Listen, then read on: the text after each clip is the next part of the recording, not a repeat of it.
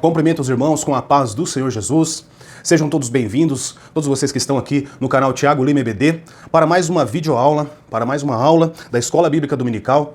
E neste vídeo nós vamos falar a respeito da lição de número 9, o sexto sinal, a cura de um cego de nascença. E esse vídeo é para a sala dos jovens. Muito bem.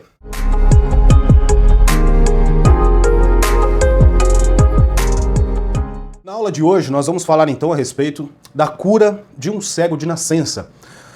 Lição de número 9 da revista da Sala dos Jovens, a revista dos jovens. E nessa lição eu começo sempre pelos objetivos. Apresentar o sexto sinal relatado por João, Jesus cura um cego de nascença, saber como se deu a cura do cego e explicar a relação dos fariseus diante do milagre realizado por Jesus. Esses são os nossos objetivos para a aula de hoje. Nosso texto bíblico base para essa aula está em João capítulo 9, do verso 1 ao 7. E vamos ao primeiro ponto, né? Fatos antecedentes.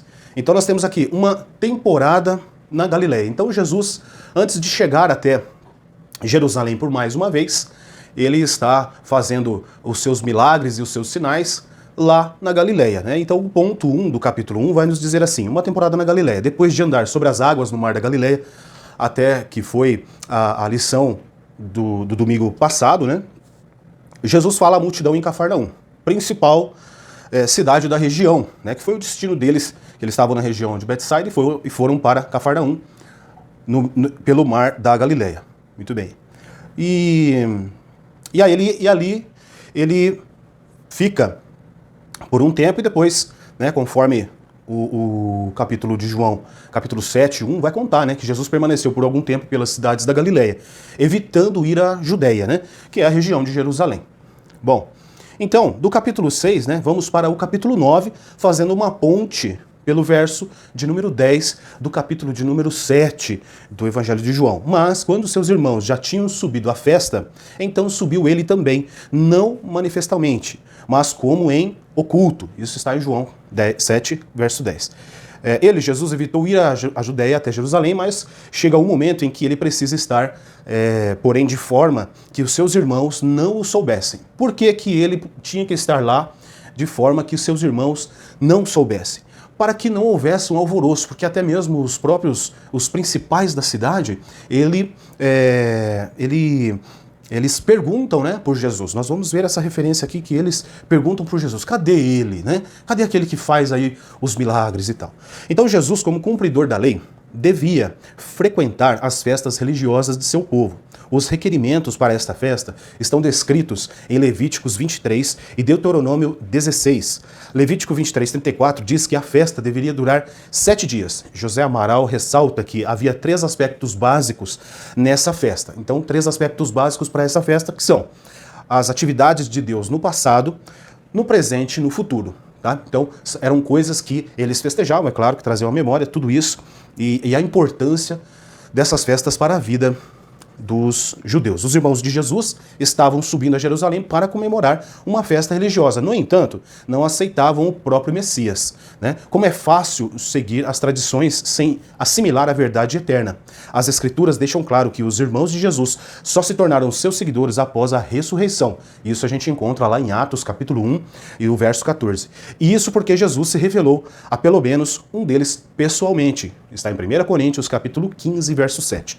Atos 1,14 nos diz assim: todos estes perseveraram unanimemente em orações e súplicas com as mulheres e Maria, mãe de Jesus, e com seus irmãos. Então dá-se a entender que depois de sua ressurreição, sim, seus familiares acreditaram que Jesus era mesmo o Messias. Na verdade, Maria tinha já uma grande, né, vivência e experiência com manifestações do Senhor na vida dela, no momento em que ela foi coberta pela sombra, né, do Espírito, e aí sim, então, concebendo o Senhor Jesus. E ela sabia muito bem que Jesus ele era diferente de outros seus filhos, né? Então aqui, com relação a esse texto, aqueles que não creram, a sua família que não cria, na verdade trata-se mais dos irmãos, né? Porque nós não vemos mais José na história do Evangelho, E então é justamente os seus irmãos. Mas depois até nós temos Tiago, né? Escreve um livro, e esse Tiago que escreve o livro é o Tiago, irmão de Jesus. E a referência que eu li aqui em 1 Coríntios, capítulo 15, verso 7, está assim: depois foi visto por Tiago, e depois por todos os apóstolos. Ou seja, depois da ressurreição, Tiago viu ele, teve ali seu momento também com o Senhor, e também por todos os apóstolos depois. Os irmãos de Jesus não acreditavam em Jesus, embora a essa altura já tivessem percebido que suas afirmações e suas obras não eram de um homem comum. Olha só, o raciocínio deles era o seguinte: se Jesus de fato era quem dizia ser, então devia proclamar e demonstrar isso publicamente. Por isso que eles falam: olha, você não vai subir, né? Dá uma lidinha aqui na Bíblia. A Bíblia está dizendo como, né? Como que os irmãos de Jesus falam com ele, né? Com relação a essa subida para a festa em Jerusalém, né? Vamos lá, no capítulo de número 7, né? Olha lá. Ah, que legal, eu lembrei aqui o texto, mas do texto, porém não fiz a anotação do verso. Certo, capítulo 7, verso 3, nos diz assim: disseram-lhes, pois, seus irmãos, sai daqui e vai para a Judéia, para que também os teus discípulos vejam as obras que fazes. Porque, pelo menos entendo que, mesmo ele estando uma temporada longa na Galileia, quando ele esteve antes, no primeiro momento do seu ministério em Jerusalém, na Judéia, já participando de festas, né? Nós vemos isso no começo dessa lição toda do trimestre, já tivemos passamos por ali já, né, na lição. Então, acredito eu que já tinham pessoas que falavam e comentavam muito desse Jesus. Ah, o Jesus da Galileia. Né, veio na festa e aqui ele ficou por um período aqui e fez os milagres e alguns sinais. Então toda a festa, né, Jesus ia. E quando ele ia, a multidão, aqueles que já o conheciam e tanto aqueles que não conheciam, também acredito que tinham essa curiosidade de estar indo para ver as maravilhas e os sinais que o Senhor fazia. Então, por isso os seus irmãos dizem dessa forma: olha, vai também à Judéia, para que os seus discípulos possam ver as obras que você faz. Tá certo? Os irmãos de Jesus pensavam que uma pessoa pública que quer avançar deveria causar impacto na capital, que é comum isso, né? Para os irmãos de Jesus, parecia inacreditável que alguém que tivesse certeza de ser o Messias evitasse intencionalmente a publicidade.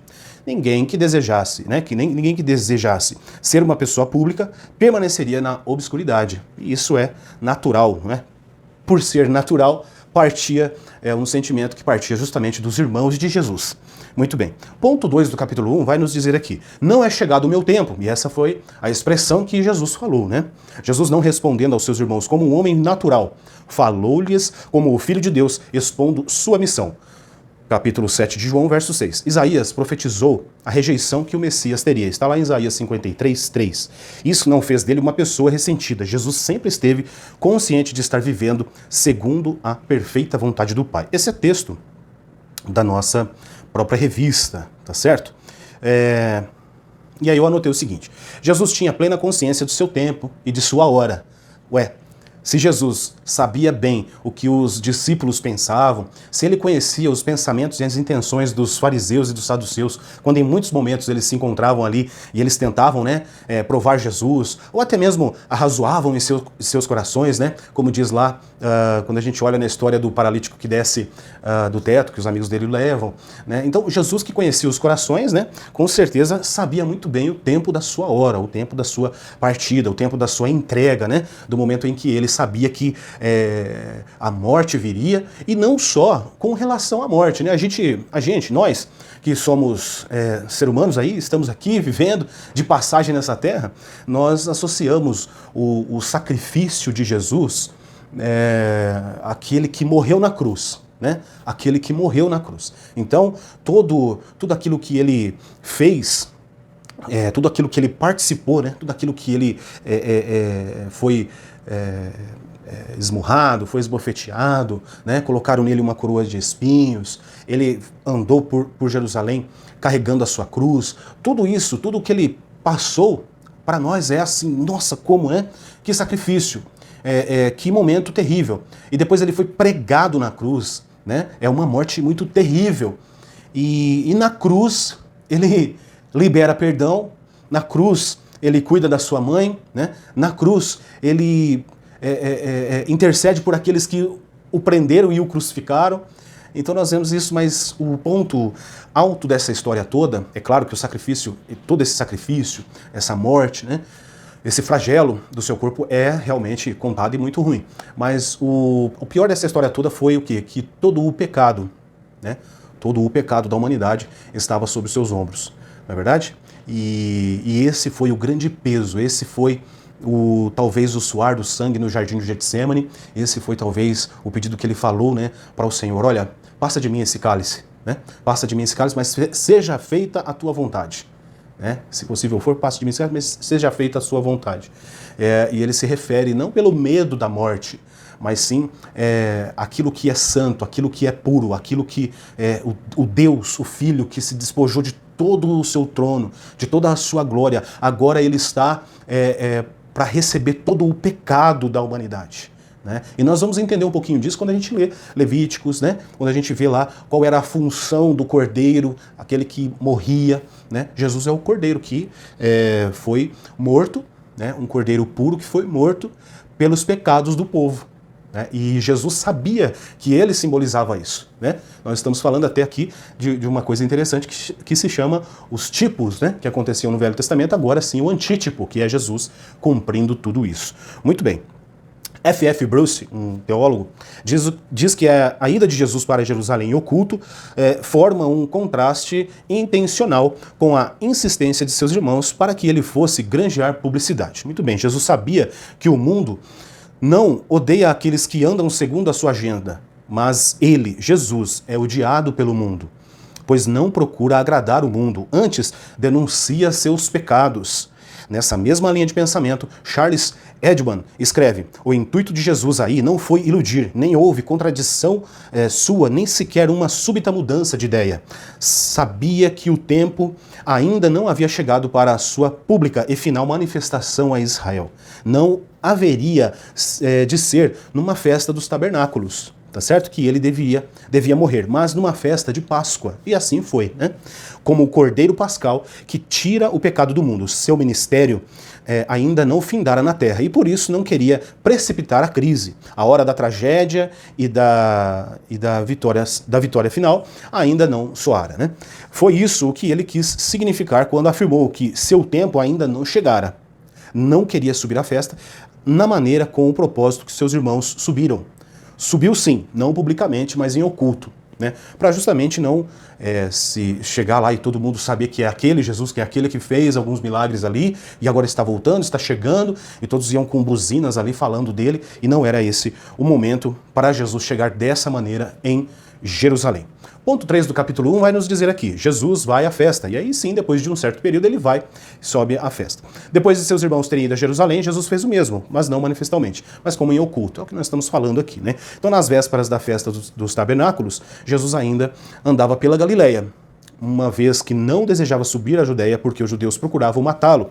Jesus tinha plena consciência de que os judeus não poderiam matá-lo antes da hora. Entretanto, não queria expor-se desnecessariamente, né? 3 fatos nos chamam a atenção nesse período. Primeiro, a incredulidade dos irmãos de Jesus, né, manifestada lá em João capítulo 7, verso 3 ao 5. Segundo, a exatidão da agenda de Jesus estabelecida, João 7, do 6 ao 10, e depois a procura por Jesus é notória, João 7, do 11 ao 13, que é justamente o texto que eu citei agora há pouco falando, né, que é onde os próprios judeus estavam perguntando por Jesus. E olha só, João capítulo 7, verso do 11 ao 13, nos diz assim: ora, os judeus procuravam-no na festa e diziam: onde está ele? E havia grande murmuração entre a multidão a respeito dele. Dizia alguns: ele é bom, e outros diziam: não, antes engana o povo. Todavia, ninguém falava dele abertamente por medo dos judeus. Tá certo? Então, por quê? Por que eles não falavam? Porque tinham medo dos judeus. Que judeus são esses? Os principais, os fariseus, os saduceus. Eles queriam fazer o que com Jesus? Matar Jesus. Simples assim, tá certo? Bolar ali um plano sujo ali e pegar Jesus e matar ele. Por quê? Porque ele estava sendo muito falado, né? Ele estava sendo muito proclamado ali naquela região. Estava tirando a atenção dos próprios fariseus e saduceus. E isso para eles era um problema. A popularidade deles estavam baixa, né? E a de Jesus sempre subindo. Então, a cada período de tempo, a cada momento em que chegava uma nova história a respeito dos milagres que Jesus operava na Galileia, o povo judeu, né, o povo da Judéia, ficava ansioso para também ter ele ali com eles e também ver esses sinais, essas maravilhas, tá certo? Muito bem. Então, não era apenas os irmãos de Jesus que o queriam na festa em Jerusalém, mas também os judeus. Né? E aí aqui eu coloquei o verso aqui já. Muito bem, então nós passamos agora do capítulo 1 para o capítulo 2, que é a cura do cego. E o primeiro ponto do segundo capítulo está assim, a pergunta dos discípulos. Então agora nós já falamos um pouco a respeito da introdução da lição, que vai falar que Jesus estava na Galileia, essa questão dele subir ou não subir a Jerusalém, esperar mais um pouco, o porquê disso, não é verdade? E qual era a intenção dos judeus lá, tanto aqueles que queriam ver o milagre, tanto aqueles como queriam matá-lo. Muito bem. E agora no capítulo 2 nós vamos entrar então propriamente na cura do cego, né? Então a pergunta dos discípulos. E aí Jesus, ele está, no final do capítulo 8, ele está no templo, falando, ensinando. E aí no capítulo 8, é interessante como que acontece essa situação onde ele encontra o cego, né? Onde ele encontra esse cego de nascença. Então, se a gente olha aqui para o capítulo 8 e o verso de número 48 até o 59, eu não vou fazer toda essa leitura, mas ele tem uma discussão ali com os judeus, e os judeus falam assim, és tu maior que Abraão, nosso pai, que morreu, e também os profetas morreram? Quem te fazes tu ser? Né? O verso de número 53. E aí Jesus responde para eles assim, se eu me glorifico a mim mesmo, a minha glória não é nada. Quem me glorifica é meu Pai, o qual dizes que é o vosso Deus. Então, para essas palavras para os judeus, é como que um insulto para os judeus, né? Dentro da perspectiva dos judeus, dos fariseus, dos saduceus, era um insulto para eles. Assim como foi, né, um insulto quando Jesus, na primeira feita que ele estava ali em Jerusalém, na festa, ele cura o paralítico do tanque de Betesda. Tá certo? Então, quando ele faz isso, ele afronta uma das leis, né, um dos costumes mais fortes para os judeus naquela época, né, que era o quê? Violar o sábado. Violar o sábado era sinônimo, né, de arrumar encrenca com os principais dos judeus. Tá certo? Os fariseus e os saduceus.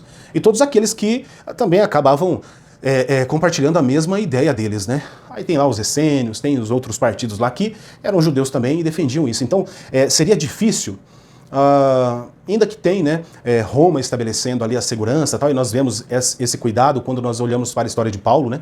Quando apedrejaram Paulo, estava quase morrendo. Paulo já chegou ali, a guarda romana, e pegou Paulo e garantiu ele a vida, porque senão os judeus teriam matado também.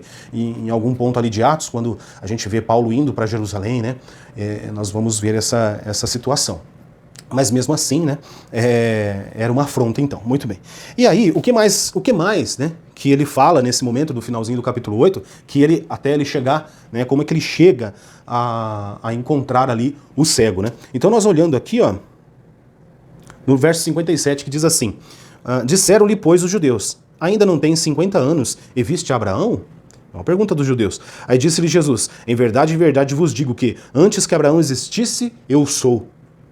Já pensou falar isso para um judeu, para um fariseu? Era um insulto tremendo. Então, e aí olha só o verso 59, então, de João 8, né? Então pegaram em pedras para lhe atirarem, mas Jesus ocultou-se e saiu do templo, passando pelo meio deles, e assim se retirou. Eu acho que até li alguma coisa a respeito, alguns pensadores aí, teólogos, dizem que isso foi também um milagre da parte dele de poder sair dentre eles, né? Enfim, mas ele iria ser morto, né? E aí o verso 9, o capítulo 9 começa, o versículo de número 1 vai começar a falar. Então, e passando Jesus, quando ele sai, quando ele deixa aquele momento ali, deixa aquele local onde eles estão, né, que é o templo, tá certo? Ele sai e passando, Jesus viu um homem cego de nascença. Olha, só no versículo 1 do capítulo 9 já dá para falar algumas coisas, né? Quem era esse cego, né? Quem era o cego? Quem era o cego de nascença? Eu um dia fui o cego de nascença, talvez você que me ouve, né? E você aqui também da live também, possa ser aí um cego de nascença, ao qual Jesus, né? Ele nos viu. Não somos nós que vemos Deus. Não somos nós que, olha só que história, deixa eu ver ali o que a Bíblia está dizendo. Não, é tudo por uma permissão do Senhor, né? Por quê? Quando nós lemos, eu até anotei aqui em algum momento aqui do esboço, quando nós lemos ali João mesmo, capítulo 15, verso 16, vai dizer que foi o Senhor que nos escolheu, né? Muito bem, então aqui a respeito desse ponto que está falando aqui da pergunta dos discípulos, né? E aí existe essa questão. A grande questão da razão do sofrimento humano né, inquieta muita gente e já fomentou grandes debates ao longo da história. É uma grande temeridade tentar responder essa e outras grandes questões da vida através de filosofias e pressupostos teológicos que escolham, né, esse ou aquele extremo, tá certo? Então são diversas as razões da existência de enfermidades e de toda espécie de sofrimento. A primeira e principal delas é a queda. Então assim, associar, estar passando por uma doença é porque tem um pecado. Não é sempre assim. Pode ser assim? Pode ser assim. Nós vemos Jesus chamando a atenção de algumas pessoas onde ele faz o milagre e que a pessoa volta a andar ou que a pessoa vê e ele diz, olha, vai, não peques mais. Não é verdade? Talvez ela esteja assim associada, aquele mal estava associado a um pecado, tá certo? Mas não é uma via de regra. E depois os discípulos, como eles perguntam, quem pecou, este ou os teus pais, né? E aí nos arremete a uma crendice, mais uma vez, aqui, né, a lição vai sempre falar com relação a isso, porque justamente o propósito de João escrever esse livro, o Evangelho de João, é lutar contra as filosofias, né, mundanas que estavam querendo minar a igreja primitiva. Então João vem com essa escrita mostrando o que em Jesus? Sua divindade. E é justamente isso, né, o ponto da nossa revista, que vai nos dizer assim, Jesus, o Filho de Deus, os sinais e ensinos de Cristo no Evangelho de João. O que mostra o Evangelho de João?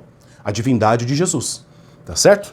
Muito bem. Então vamos seguir aqui então. Ao verem o homem cego, os discípulos sacaram das suas ideias uma questão perturbadora. Rabi, quem pecou para que ele nascesse cego? Essa foi a pergunta. Ele ou seus pais? Em vez de buscar uma solução para o problema alheio, eles queriam especular sobre o mais intrincado problema filosófico, a origem do mal. O William Hendrickson diz que os judeus relacionavam cada infelicidade a um pecado em particular. Olha só. Dessa forma, os amigos de Jó relacionaram suas aflições a seus supostos pecados de crueldade em relação às viúvas e os órfãos. E no tempo de Jesus, esse tipo de raciocínio ainda prevalecia. Obviamente, Jesus não aprovava essa ênfase exagerada. Jesus responde que nem o homem pecou e nem seus pais. Pronto. Uau, mas nem ele, nem os pais, então por que ele sofre? Esse era o raciocínio, né? Mas ele nasceu cego para que se manifestasse as obras de Deus. É claro que Jesus não estava com isso insinuando haver pessoas sem pecado, nem induzindo os discípulos a crer que todo sofrimento é resultado imediato de um pecado imediato. Também, Jesus não estava afirmando que aquele homem havia nascido cego especificamente para ser, agora, alvo do seu milagre. Jesus estava dizendo que o sofrimento alheio não devia ser alvo de especulação, e sim de uma ação misericordiosa. Porque, afinal de contas, não existiu somente esse cego de nascença. Existem vários cegos de nascença, né? Infelizmente. E aí, mais uma vez, o teólogo F.F. Bruce, na mesma linha de pensamento, diz que isso não significa que Deus intencionalmente fez a criança nascer cega para, depois de muitos anos, revelar a sua glória, tirando-lhe a cegueira. Pensar assim também seria uma afronta ao caráter de Deus, não é verdade? O sentido é que Deus é soberano sobre a infelicidade da cegueira da criança e, quando ela se tornou adulta, a fez recuperar a vista, e ponto. A fim de que visse a glória de Deus na face de Cristo. Olha, que coisa linda isso. Larry Richards diz que tragédias dão a Deus uma oportunidade de se revelar de formas singulares, tá bom? Então, é importante nós estarmos atentos a isso. Às vezes a gente fica reclamando muito do problema, daquele momento difícil, porque isso aconteceu, agora eu estou assim sofrendo, e agora o que vai ser de mim? Calma, creia em Deus, creia no Senhor. Ele está pronto para fazer um milagre na sua vida, basta você crer e esperar o momento do seu milagre. Se é para que você espere, então espera. Se você olha para todos os lados e não vê nada que você possa fazer, então espere. Se você sabe que tem algo para que você faça, então faça isso. Porque aquilo que você precisa fazer, que você consegue fazer, você deve fazer. Você não deve procrastinar isso. Porque senão as coisas vão acabar demorando muito mais a acontecer na sua vida. Aquele milagre que Deus tem para fazer, tá certo? Por quê? Quando ele encontra com o cego não é um coxo, ele é só cego. Ele tem condições de andar. E é justamente o que Jesus faz. Com a sua saliva, ele cospe no chão, faz um lodo, esfrega nos olhos do cego e diz a ele, vai até o tanque de Siloé. Vai até o tanque de Siloé, lava-te lá, e aí você vai ver. E aí ele foi. E ele fez aquilo que precisava fazer. Ele nunca tinha visto na vida. Ele não é uma pessoa que estava vendo e de repente foi debilitada pela visão e acabou não vendo mais nada. Não, ele não via desde quando ele nasceu, tudo seria novo para ele a partir daquele momento, né? Ele era cego. Então o que acontece? Ele vai, lava-se. Então aquilo que eu e você podemos fazer, devemos fazer, tá bom? E aquilo que Deus há de fazer, Ele vai fazer. Mas nós precisamos ter a consciência disso. Talvez você não precise ir até o tanque, talvez você já esteja no lugar certo, talvez a sua questão é esperar mesmo realmente Deus ficar intercedendo, ficar firme, não é verdade? Ficar firme, a tempestade está vindo, você continua firme. Se você continua firme na tempestade é porque você está plantado na rocha, e estar na rocha é estar em Cristo. Então você vai com certeza transpor aí esse problema. E vai receber a bênção de Deus em nome de Jesus. Muito bem, então as obras de Deus, que é o ponto 2 do capítulo 2, eu quero destacar aqui. O sofrimento também pode ser permitido por Deus como prova da nossa fé, tá certo? Texto da revista aqui. Para o desenvolvimento do caráter de Cristo em nós, é um maior conhecimento e um maior conhecimento da sua pessoa e vontade. Jó era um homem reto, temente a Deus e que se desviava do mal, e ainda assim foi intensamente afligido. Intensamente afligido. Seus amigos teorizavam muito sobre o seu quadro, buscando explicar seus sofrimentos. Tudo em vão. Deus se manifestou a Jó com formulações teóricas, mas com a demonstração de sua pessoa e poder. Então, e aí eu coloquei aqui para a gente pensar a respeito disso, Eclesiastes capítulo 8, verso 17, que nos diz assim: então vi toda a obra de Deus, que o homem não pode perceber, a obra que se faz debaixo do sol, por mais que trabalhe, o homem para a descobrir, não a achará, e, ainda que diga o sábio que a conhece, nem por isso a poderá compreender. E assim são as coisas na obra de Deus, tá certo? E Jesus confirma sua declaração, dizendo que as obras do Pai devem ser feitas com presteza e urgência, pois haverá um tempo, quando a noite chegar, que não será mais possível trabalhar, né? Uma declaração magnífica, né? Em João 9:5, que vai nos dizer, deixa eu ler aqui, 9:5, que vai nos dizer: enquanto estou no mundo, sou a luz do mundo, tá certo? Quando estou no mundo, sou a luz do mundo. E é justamente esse o versículo, né? Jesus, ele se manifestou para uma pessoa que estava em trevas, nas trevas, né? E quando ele se manifestou a essa pessoa, quando ele vê essa pessoa, quando ele nos encontrou, ele nos tirou a cegueira, né? E nos trouxe agora para a sua luz, né? Aqueles que estavam em trevas, raiou a luz, né? E é justamente isso. Então, uma declaração magnífica. Antes de abrir os olhos do cego, Jesus... voltando um pouco aqui. Então, nós temos aqui... Jesus confirma a sua declaração, né? Dizendo que as obras do Pai... Certo, isso eu já li. Então, uma declaração magnífica. Uma declaração magnífica. Antes de abrir os olhos do cego, Jesus reafirmou a seus discípulos o que havia dito aos judeus. Eu sou a luz do mundo. Ele falou isso lá em João 8:12 e também 9:5.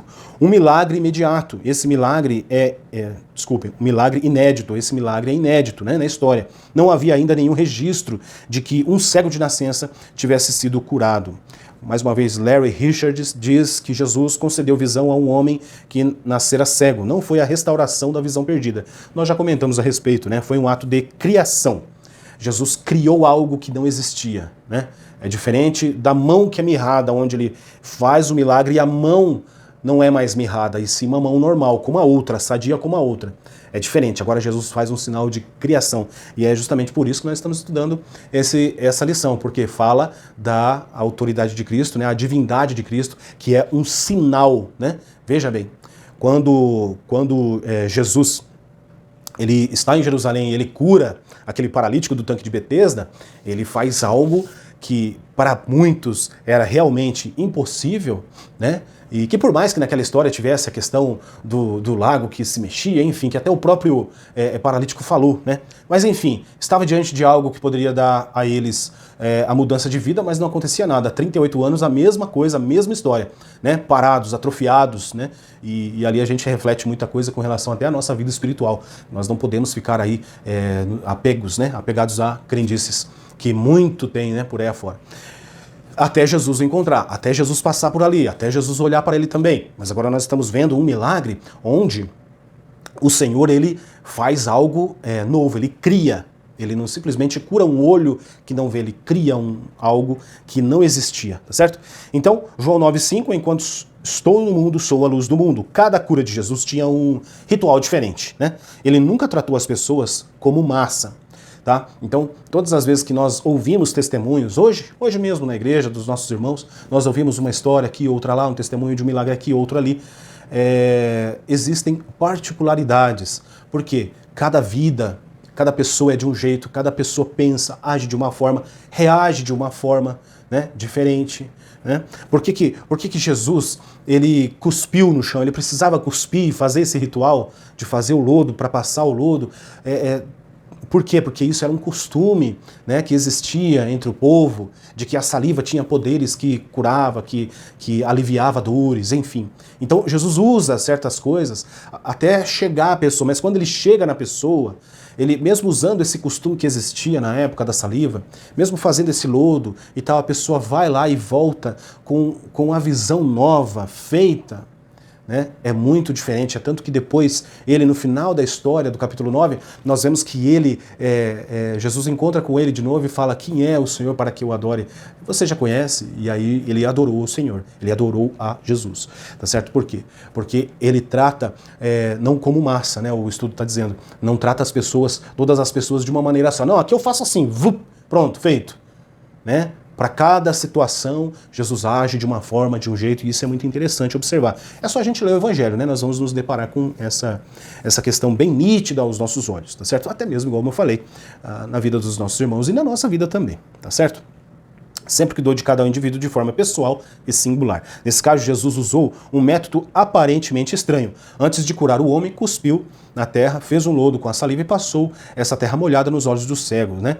William Barclay explica o seguinte, que há 2 milagres nos quais se diz que Jesus usou saliva para curar, exatamente. O outro é o milagre do surdo e gago, lá em Marcos, capítulo 7, do verso 33. Para nós, o emprego da saliva é algo estranho, repulsivo e anti-higiênico. Entretanto, era algo muito comum na antiguidade, né? Era algo que cria-se que a saliva, em particular, e de alguma pessoa famosa, possuía certas propriedades curativas, tá certo? E aí eu quero, né, fazer menção também de Efésios capítulo 3, verso 20, que é um versículo assim muito citado, né, nas igrejas, quando nós falamos de coisas que o Senhor pode fazer através da nossa fé, né, que é esse verso que diz: ora, aquele que é poderoso para fazer tudo muito mais, abundantemente além daquilo que pedimos ou pensamos, segundo o poder que em nós opera. Tá certo? Muito bem. Então, o Senhor, ele realizou o milagre, o Senhor realiza milagre e ele vai continuar realizando milagres. O que não pode faltar em nós é a fé, tá certo? Muito bem. E o ponto 3, então, do capítulo 2, nos diz aqui, a luz do mundo, né? E um pouquinho depois aqui do começo do parágrafo do texto da revista diz assim: este sinal tem, portanto, perfeita correlação com o sermão de que Jesus havia recém-pregado em Jerusalém. Em João 8, do 12 ao 59. Assim como aquele homem que tinha uma cegueira congênita, toda a humanidade estava espiritualmente cega. E Jesus veio trazer luz para os homens. Em um mundo de tanta escuridão e engano, em Cristo temos luz perfeita para o nosso caminho, a luz da vida. Muito bem, falou-lhe, pois, Jesus outra vez dizendo: eu sou a luz do mundo, quem me segue não andará em trevas, mas terá a luz da vida. João 8, 12. Depois, Jesus mandou o homem ir ao tanque de Siloé e se lavar. O homem foi, lavou-se e voltou vendo. Jesus produziu nele um desconforto e depois o curou. Jesus o tocou e depois o sarou.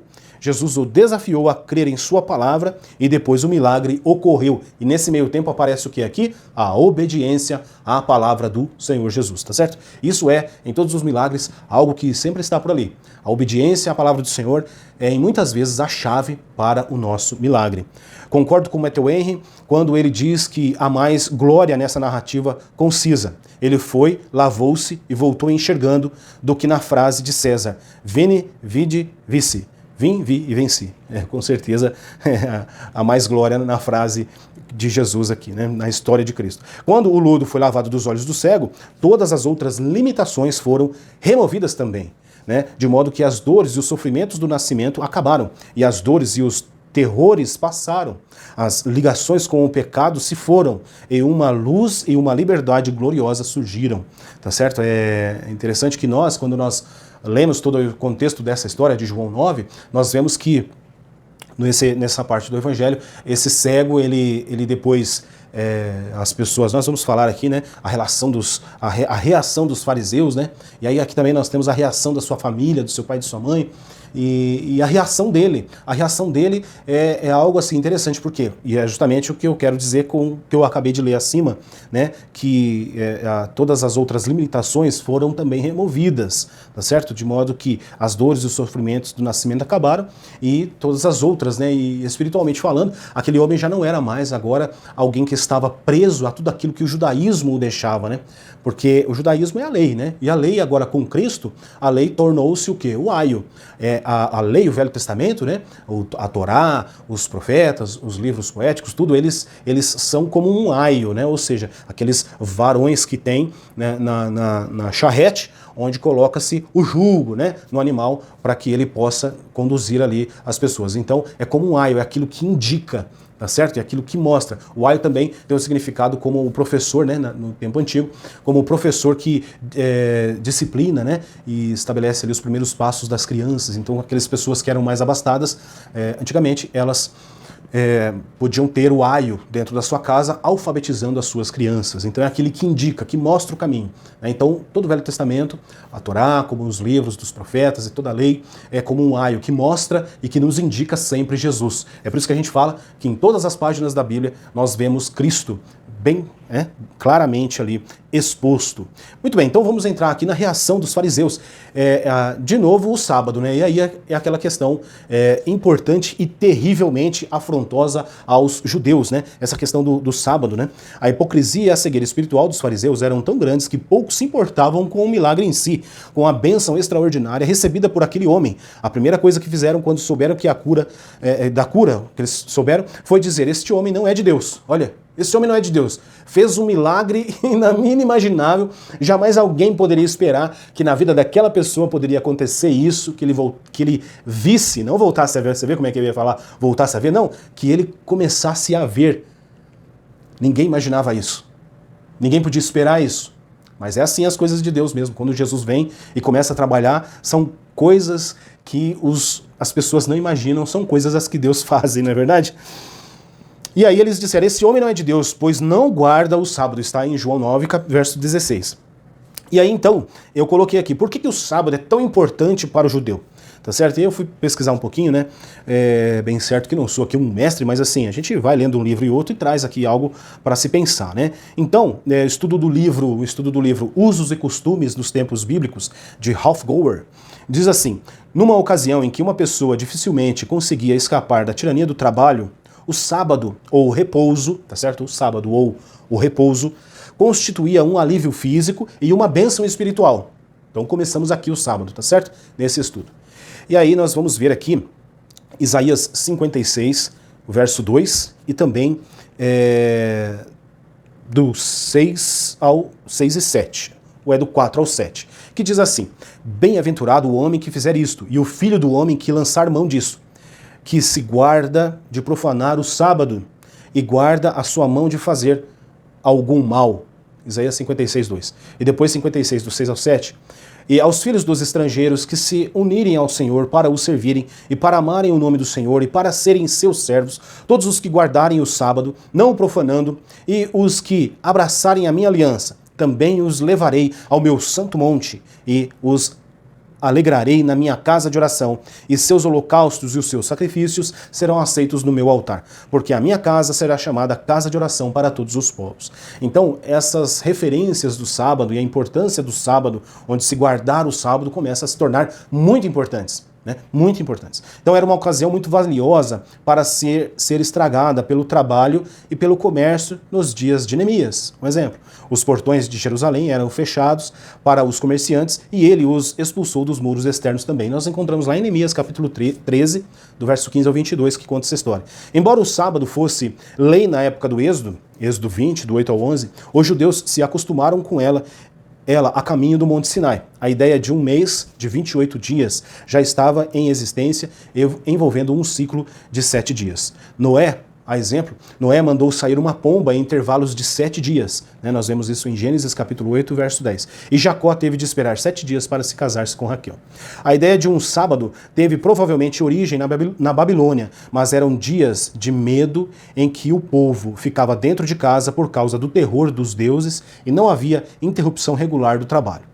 E aí Êxodo 20, né, como nós citamos, do verso 8 ao 11, nos diz assim: lembra-te do dia do sábado para o santificar. 6 dias trabalharás e farás toda a tua obra, mas o 7º dia é o sábado do Senhor teu Deus. Não farás nenhuma obra, nem tu, nem teu filho, nem tua filha, nem teu servo, nem tua serva, nem o teu animal, nem o teu estrangeiro que está dentro das tuas portas, porque em 6 dias fez o Senhor os céus e a terra, e o mar e tudo quanto neles há, e ao 7º dia descansou. Portanto, abençoou o Senhor o dia do sábado e o santificou. Êxodo capítulo 20, verso 8 ao 11. O caráter do sábado judeu era completamente diverso, mesmo assim, depois que Deus se revelou, aquele que não obedecesse à lei do sábado era morto, e o povo judeu pode ter sido motivado a guardar o sábado por medo ao invés de alegria. A ideia que Deus traz o sábado é uma ideia de que é um descanso, é um momento de refletir a respeito de Deus, a respeito das coisas que Ele faz, de toda a sua criação, de tudo aquilo que Ele já tinha feito pelo seu povo, a história de Israel que é muito grande, muito bonita, né? E eles acabaram invertendo isso e colocaram o sábado como um ponto de ter medo e não de ter alegria. Então, nos dias de Amós, o único pensamento deles era quando o sábado ia acabar para poder ganhar dinheiro, e foram considerados por essa atitude, tá certo? Então, acabou que virando um problema o sábado para o povo judeu. Na época de Jesus, o sábado se tornara um fardo. Olha só, um fardo, embora continuasse sendo uma ocasião para usar as melhores roupas e ir à sinagoga à tarde, voltando depois para a melhor refeição da semana. Havia, porém, leis detalhadas em operação que legislavam cada aspecto do dia. Elas determinavam quanto a pessoa podia andar. A jornada de um sábado era de 2.000 passos. E é justamente aqui que eu queria trazer um pensamento, né? Algo que nós vemos na história do cego. Por que Jesus estava saindo do templo e ele encontra o cego ali, então é com certeza ali naquele curto espaço, pertinho ali do templo. E por que ele não manda o cego lavar os seus olhos no tanque de Betesda, que está próximo ao templo, né? Ao norte do templo? Não, ele manda o cego andar até o tanque de Siloé. E qual que é a medida, a distância? É a distância justamente de um sábado, que é 1 quilômetro ou 2.000 passos. E é interessante, né, que Jesus, ele sempre pede algo meio que fora da realidade da gente, porém nunca que possa infringir as leis, tá certo? Nunca que possa infringir as leis. E é justamente o que ele faz. Ele dá uma ordem para o cego, a qual ele poderia sim cumprir. Eu já falei aqui, né, a respeito daquilo que nós precisamos e temos que fazer, né? E é justamente isso. Mesmo que ele podia fazer e tudo, nós já entendemos, mas também estava dentro do preceito daquilo que não ultrapassaria o limite da lei imposta, né, pelos judeus. E mesmo assim, depois que ele lava-se, ele vê, e agora ele não pode voltar, mas ele volta desprendido de qualquer tradição, né, que pudesse ali se submeter e sim estar pecando. É tanto que depois nós vemos na história que ele é expulso, né? Ele é expulso e ele não liga para isso, porque afinal de contas agora encontrou realmente o Messias, né? O Messias de Deus, que vem trazendo na sua mensagem, na sua pregação, nos seus feitos, o quê? O reino de Deus, tá certo? Muito bem, então continuando aqui o texto, a jornada de um sábado era de 2.000 passos, e tudo mais do que ela podia fazer. Se uma casa caísse sobre alguém, por exemplo, a vítima podia ser deixada lá dentro. Se pudesse sobreviver até o dia seguinte, o escriba não podia carregar a caneta no cinto. Então, algumas limitações ali que existiam no sábado, que são limitações absurdas, né? Claro, com relação aí ao valor que a vida expressa, né? Então, Jesus percebeu que todo o propósito do sábado, que deveria ser uma alegria para o homem, havia mudado o seu propósito. Jesus ensinou que ele era o Senhor do sábado, né? Marcos capítulo 2, verso 28. E em vista da sua ressurreição ter acontecido no primeiro dia da semana, os cristãos começaram a guardar esse dia de repouso em vez do 7º dia, né? A partir de Atos, né? Capítulo 20, ali, no verso 7, a gente vai ver que aí tornou-se agora ser guardado o domingo, né? Muito bem. Vamos ver aqui, certo. Muito bom. Então vamos lá. o interrogatório. Agora a gente chega no momento em que nós estamos aqui no capítulo de número 3 já, e o ponto 2, que vai trazer o interrogatório sobre a vida do cego. Que é o homem mais interrogado, né? Mais interrogado por todos. Ele foi interrogado pelos vizinhos, no verso 10, ele foi interrogado pelos fariseus por 2 vezes. A primeira no 15 e depois no verso 26, e depois pelo próprio Senhor, lá no verso 35, né? Então, pela primeira vez, ele diz assim: um homem chamado Jesus fez lodo e untou-me os olhos e disse-me: vai ao tanque de Siloé e lava-te. Então fui, lavei-me e vi. Lá em João 9:11, né? Os fariseus submeteram o cego a um tenso interrogatório. Essa era a ideia, chegando ao ponto de duvidarem de seu quadro anterior de cegueira. O que eles queriam é tirar, né? Tirar o crédito de tudo isso, da vida daquela pessoa, achando que fosse mentira. Mas a gente lendo a história, nós vamos ver que as pessoas, elas reconheceram aquele homem. Né? E ele também disse: sim, sou eu aquele que mendigava. Né? E nós vemos isso onde? Né? No verso de número 9, João 9:9, que diz assim: uns diziam, é este, e outros, parece-se com ele. Então existia uma dúvida. E ele dizia, sou eu. E dizia-lhe, pois, como se te abriram os olhos? E aí ele responde que o homem chamado Jesus veio e fez aí esse lodo e curou a minha cegueira. Um interrogatório, então, dos judeus para esse homem, para o cego, né? Agora o ex-cego, era justamente o quê? Dizer que aquele homem, na verdade, não era um cego de nascença. A pretensão deles era mudar aí a história e dizer, não, ele já via, ele é um mentiroso. Daí chamaram quem? Os pais, né? Os pais, e aí interrogaram os pais também. E aí, o que vocês dizem? Olha, pergunta a ele tem idade. Eles nem falam nada, mas jogam de novo a bola para o filho, e por medo de serem expulsos da sinagoga, né? Por medo de serem expulsos daquela tradição. Né? Bom, e aí, né, tem idade, perguntar a ele mesmo. Então, de volta ao jovem, insistiram que Jesus era um pecador. Olha só, Jesus fez o milagre da vida dele e Jesus era um pecador. Como um pecador, né, poderia fazer isso? E que ele, o ex-cego, deveria dar glória a Deus. Meu Deus, né? E certo que tanto os fariseus quanto o próprio moço não reconheciam Jesus como Messias, o Cristo, o Filho de Deus. Mas havia uma diferença clara na compreensão espiritual entre eles, pois o jovem já conhecia que Jesus era, né, temente a Deus e fazia a sua vontade. Em um novo encontro com Jesus, o jovem foi perguntado justamente sobre a sua fé no Filho de Deus. Tá certo? Então, aí depois na segunda vez, né, ele responde, pôs-me lodo sobre os olhos e tal. Na terceira vez, ele já começa meio que se irritar com aquilo, porque afinal de contas ele estava vendo, ele estava dizendo, sou eu. Vocês estão de brincadeira comigo, eu tô vendo aqui. Outra hora eu não via, agora eu só sei que eu vejo. Tá certo? E eles queriam insistir com isso, falando que Jesus não era de Deus, que Jesus fez aquilo, mas ele era um pecador, né? E ele está dizendo o seguinte, olha, eu tô vendo. Né? Nem todas as pessoas o conheciam, mas agora é o assunto em Jerusalém. E esse é um ponto interessante, né, que nós vemos na vida desse ex-cego. Né? A sua história está nos evangelhos para nos ensinar e deixar o exemplo que o homem é cego até Jesus nos ver. E aí eu cito justamente aqui João capítulo 15, verso 16, que ele é quem nos escolheu, certo? Não nós que o escolhemos. Nós abraçamos a fé, nós aceitamos a fé, mas quem escolhe aqui na história entre eu e Deus é o próprio Jesus, tá certo? Nós aprendemos mais o que nessa história? Que não é simplesmente acreditar em Cristo, mas em tudo ser obediente. O que mais? Estar preparado para as acusações que farão a respeito da sua fé e Senhor. Ser firme naquele que pagou o preço por nossas almas. Olha aí. Dar testemunho do poder de Deus, independente de onde estejamos, e reconhecer e confessar quem é o Senhor e adorá-lo, tá certo? E aí então nós temos aqui a anotação do seguinte, então os vizinhos e aquele que dantes tinham visto que era cego diziam, né? Eu já li isso daqui, que está em João, capítulo 9, 8 e 9. Então quanto mais aquele homem experimentava a sua nova vida em Cristo, mais confiante se tornava naquele que o havia curado. Ele não ganhou apenas a visão física, mas também a espiritual, pois primeiro reconheceu Jesus como profeta e depois como o Senhor, né, o seu Senhor. Quando você se volta a Cristo, começa a vê-lo de uma maneira diferente. Isso é interessante. Quanto mais caminhar com ele, melhor entenderá quem ele é. Pedro nos recomendou: antes crescei na graça e no conhecimento de nosso Senhor e Salvador Jesus Cristo. 2 Pedro 3,18.